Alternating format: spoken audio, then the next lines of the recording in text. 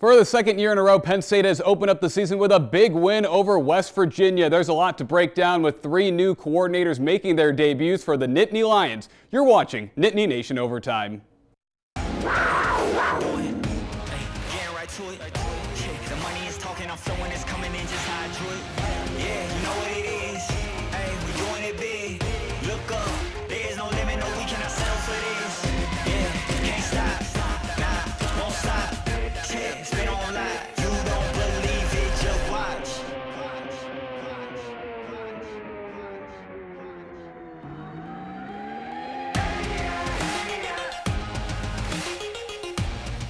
Welcome into Nittany Nation Overtime. I'm Ryan Riskey, joined by Mark Brennan, Neil Rudell, and former Nittany Lion Steve Smear. Guys, a lot to break down. Big win for Penn State over West Virginia, and honestly, kind of seemed like a lot of deja vu from last year. 3 touchdown passes for Drew Aller, double-digit win against the same opponent. Yeah, I think the passing game was terrific. If this is an indication of Andy Kotelnicki's work, I think they're off to a great start. But just overall, just a very impressive performance and a really good win at a place that, I think there was some concerns. I know this side of the panel thought it was pretty decisive. Joe Nastasi and I thought it would be a little closer. At least we all picked Penn State, but definitely a good start. Yeah, Ryan, you mentioned the three coordinators, but obviously all eyes were on Andy Kotelnicki. He had won every single press conference. He was great when we would see him at practice, but we had no idea what this offense was going to do. They really showed nothing in this. We didn't get to see them scrimmage really in the spring. I don't count the blue-white game because that was so vanilla that we didn't get to see them scrimmage in preseason camp. So what was going to happen? There was a lot on the line. If they flopped, a lot of that goodwill goes out the window, and they certainly did not flop. I thought they checked off all the boxes of the things that he wanted to do after a little bit of a slow start, and I thought that was a great sign for him, for Aller, for the entire offense. Yeah, and I honestly thought, Trey Wallace stepping up in a big way, because that wide receiver room for the second year in a row was one of the bigger question marks heading in. And like last year in week 1, Keandre Lambert-Smith stepped up. This time it was Trey Wallace. So I think we still want to see more guys, step up into the limelight in that wide receiver room. I think as far as the defense is concerned, I looked up the 23 game, and in that game, they gained like 306 yards against our defense, and this year it was like 240-something. And they held them under 100 yards rushing, and I think I heard that was the first time that they've been held under 100 yards for a number of games. So they played really well defensively, and they played a different type of game, I think. They didn't blitz as much as they did with Diaz. Yeah, to think, Steve, and you can speak to this, but what returned for the defense, I thought, was that kind of angry attitude that you had under Manny Diaz. So under Tom Allen, maybe it's not the exact same scheme, but the viciousness, you knew that. That's what your teams were all about. Yeah. But on the other side of it, I thought we saw some of that toughness and enthusiasm on offense as well. So to see it on both sides, I think, was a good thing. What I liked about the offense was there were times in key moments these last couple of years that they haven't been all that decisive. In what they wanted to do and how long it would take them to do it once they did get to the line. I thought yesterday there were some real examples, 4th down early, kind of in between field goal range. They got right up to the line of scrimmage, got the ball to Tyler Warren, one of your best players. And I just think that Kotelnicki and Aller, were just really in sync. As they missed a couple early, but as the game went on, I was just, really impressed, and just the clearly they know what they want to accomplish. Well, and going back to what Ryan said, the things that Kotelnicki talked about were getting the ball in the hands of their best playmakers. Your 3 best non-QB offensive players going into the season all scored touchdowns, and the 2 running backs and Tyler Warren, getting the ball to players in space. Yeah. Did we see that with Harrison Walls and even Evans? And then number 3, being unpredictable. Drew Aller running. West Virginia had no idea. So those boxes were all checked. But yes, now they have to expand that to some other players, because if you look at the production numbers, the big names did well, but you didn't see a lot of the supporting cast, which I think we will see. They set a foundation, which I think is good, but now expanded. Right, and one thing that I liked was how aggressive they were. I don't think anyone was expecting them to take a shot downfield to Amari Evans with 20 seconds left in the half to set up what looked to be a field goal, and then on the next play you go to the end zone and Trey Wallace makes an acrobatic back shoulder catch. They were in a man off defense too, which is surprising at that point in the game. You know, you're normally in a zone, a deep zone, and keep everything in front of you. And for some reason they played man back there, and he got lost. Yeah, I'm sure West Virginia has to be kicking themselves in some situations. I mean, this score really could have been worse. Penn State, kind of lost every officiating, either review or call. But, there's West Virginia hanging in the football game, and they allow basically Penn State to go up the field in 30 seconds for 70 yards. If it's 13-6 going into that halftime delay, it might be different. Well, that's the thing. So you go into the weather delay, and people just didn't come back. They thought the game was over, and pretty much it was. But that's how big that was. And then the other thing I liked, they come out, and unlike Michigan State a couple years ago, boom, they score again. Yeah. So you put touchdowns on either side of that, that's 14 points in that game, and that's not only scoring, it's scoring at the key moments. And James has even talked about that in the past. He wants to get that final score before the half, and then he wants the ball coming out of the half, because those 4 minutes before the half and after the half begins, those are key moments. And instead, that's a 14-point swing right there. Yeah, and I think the commitment to the run, they were so efficient when you look at it. Aller only threw the ball 17 times, and yet they got the ball to Singleton. They were committed to it. They were decisive when they wanted to bring Pabula in. So a lot of good things to build on. Yeah, so anyways, we got to take a quick break, but when we come back, we're going to discuss all the personnel changes that the Nittany Lions made, getting guys involved, and also dissecting the run performance. You're watching Nittany Nation Overtime.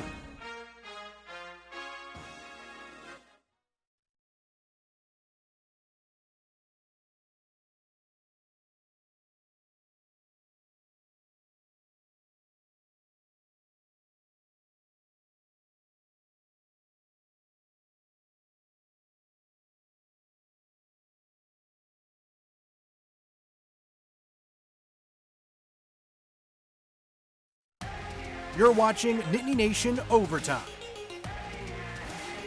Welcome back into Nittany Nation Overtime. Ryan Riskey joined by Mark Brennan, Neil Rudell, and Steve Smear. Guys, we just finished up talking about the offense, but I think now we want to touch a little on the defense. And Steve, as a former defensive player, what were some things that you liked from this defense in Tom Allen's debut? Well, I think number one, early in the season, tackling is usually bad, and this team tackled really well. I couldn't believe how well they tackled. Their safeties, of course, Reed did a heck of a job. He had did a heck of a game. Also with the linebackers, DeLuca and King and Diaz were just, Rojas were just really tremendous. They stopped the run. They played really well against the run. And our tackles, how many short yardage plays we stopped. It's really difficult in short yardage to stop 1 yard being made, and they did it a couple times.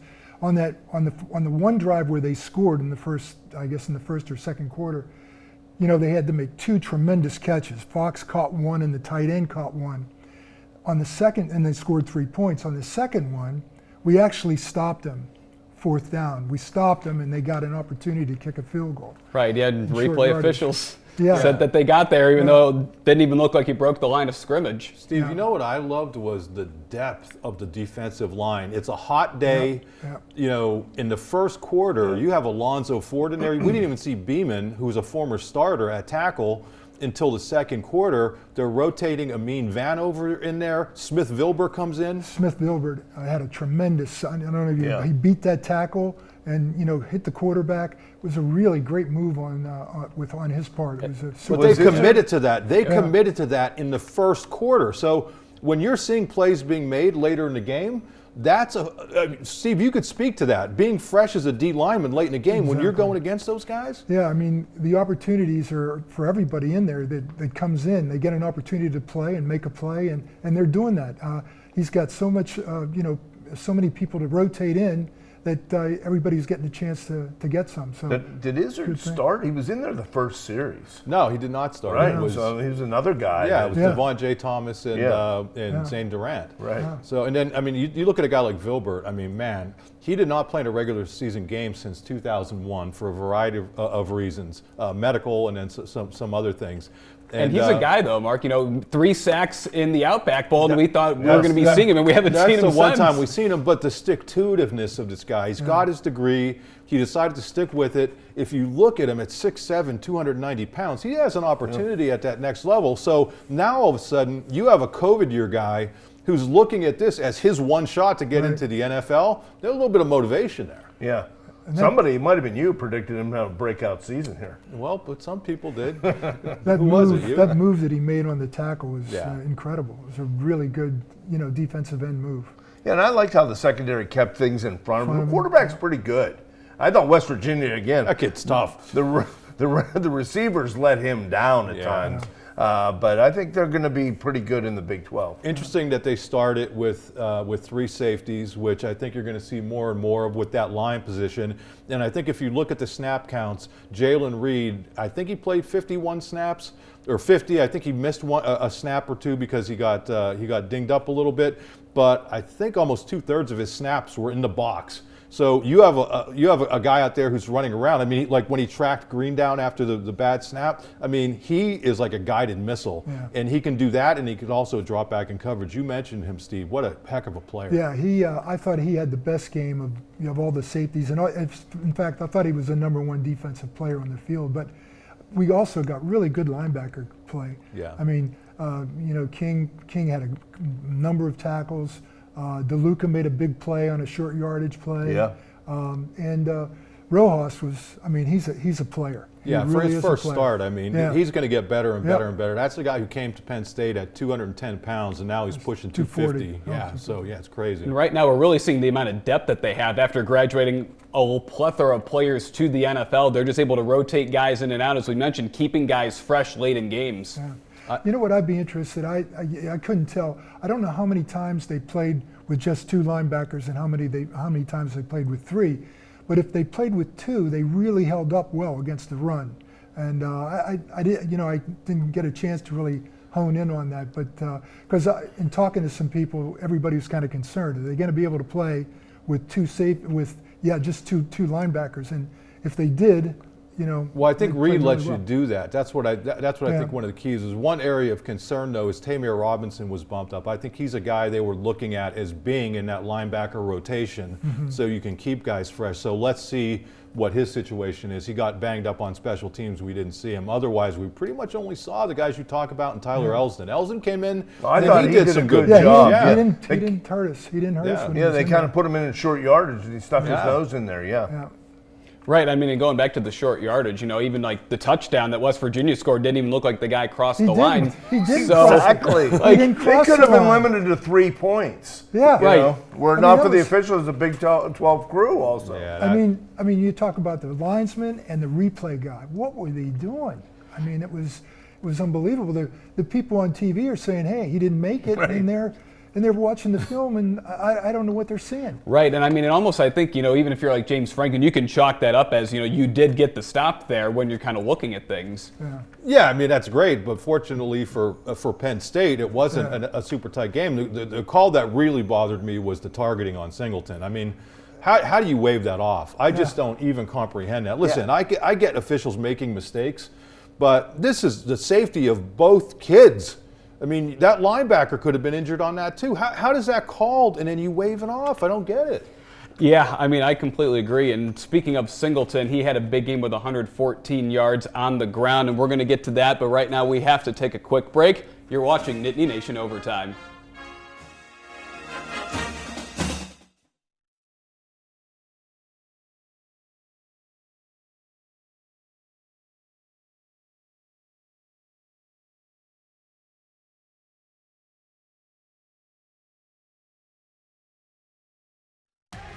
You're watching Nittany Nation Overtime. Welcome back into Nittany Nation Overtime. Ryan Riskey joined by Mark Brennan, Neil Rodell, and Steve Smear. And guys, we just touched on Nick Singleton before the break, just in the targeting penalty that ended up being kind of waved off. And as you guys said, it's a safety concern for both players.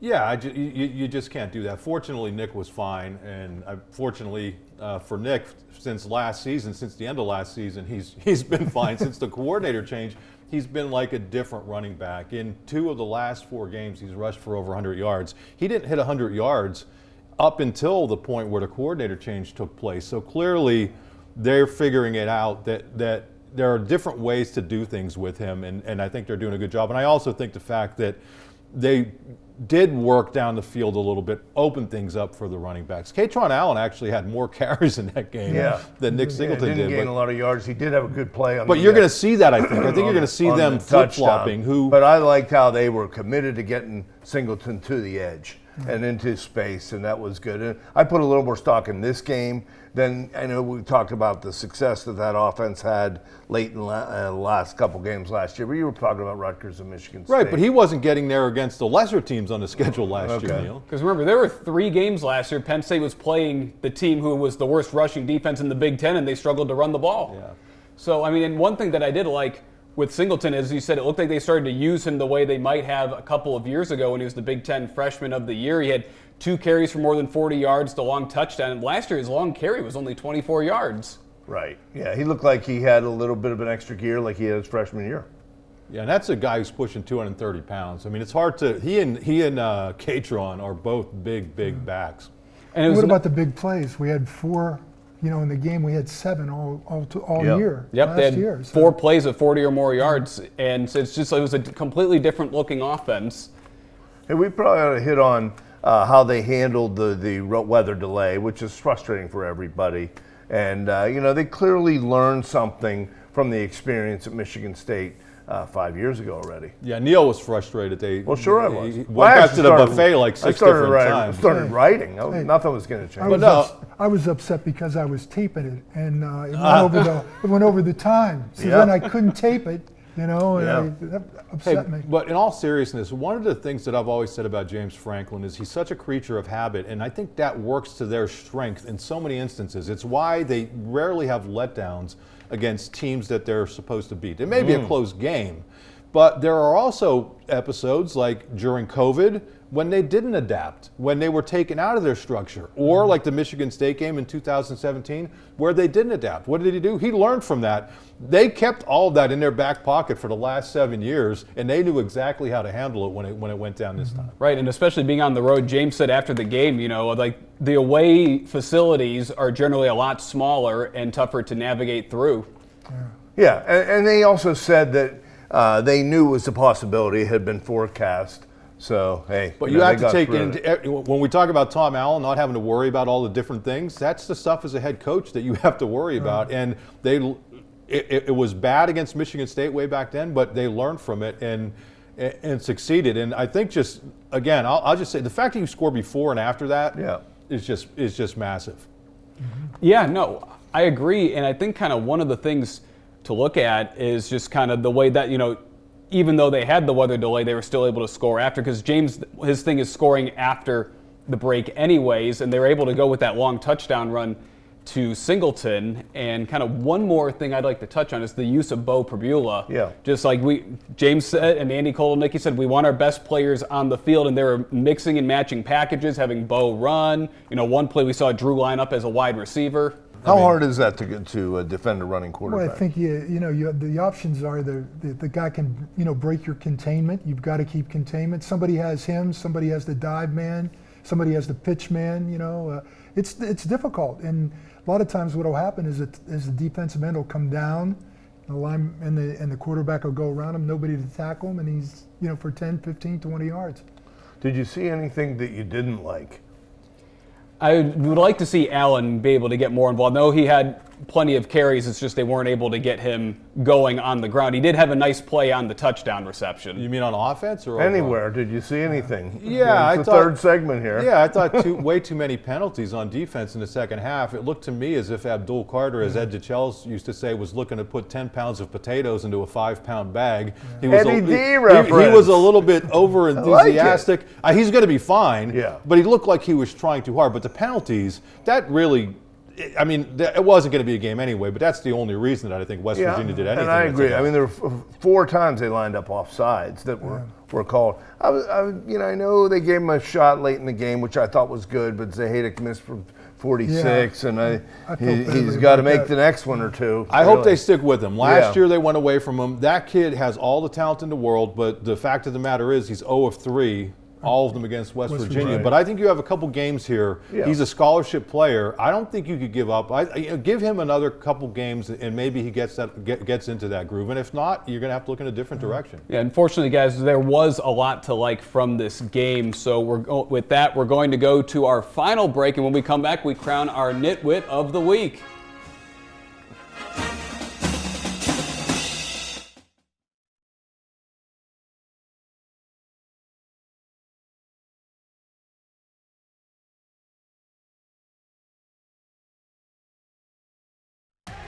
You're watching Nittany Nation Overtime.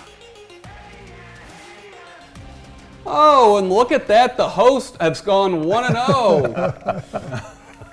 Congratulations, pal. Yep. Even though it wasn't you. Good job, Andrew. Nice job, Andrew. Hey, we ended up winning last year, too. That's right. You did.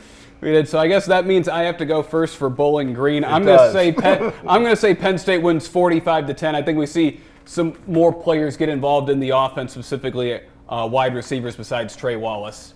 Yeah, I think one of the good things out of that game, this may sound weird, is that, the penalties, they maybe didn't get the ball to as many people as you might would have liked on offense. I think there are a lot of teaching moments. I think you come out of that, and I think that's good for a coaching staff. So I think you're going to see improvement from week 1 to week 2. Back in 1998, 1998, Penn State beat Bowling Green 48-3 for Joe Paterno's 300th victory. I'm going 48-3 again for James Franklin's 90th victory at Penn State. Yeah. I like it. Ironically, it was Joe's 200th and 300th. There you go. Yeah. You guys are like an Well, encyclopedia. you mentioned getting the ball to other guys, and Fleming. We got to see what happens here. Eventually, he didn't have any catches. I don't think he had a target. He had as many reps as Harrison Walsh, though. Incredible. So he was out there. They just have to figure a way to get him the ball. Sorry, Neil. So but no, that was we'll a see good, how good that stat. shakes out. It also came up afterwards that they got 4 straight home games now, and really 5 straight weeks at home because you mix in an open date. So you got to manage that type of potential malaise against a non-conference schedule. I think that I'm going to go big this time. Penn State 50, Bowling Green 10. All right, and Steve? 54-14. All right, and Steve, just letting you know, there's some pressure on you because last year the guests did not win a single week. It's rigged. Hey, Steve, good to see you. I don't know about that. Good to see you. Been such a friend of the show. Drove 3 hours again. I never missed a net. We always love having you. All right, well, we appreciate you coming on, Steve. So it's unanimous. All 4 of us are picking Penn State to win big next week. Thank you so much for watching another edition of Nittany Nation Overtime. We'll be back on at the same time next week after Penn State's game against Bowling Green. Thanks for watching WTAJ's Nittany Nation Overtime.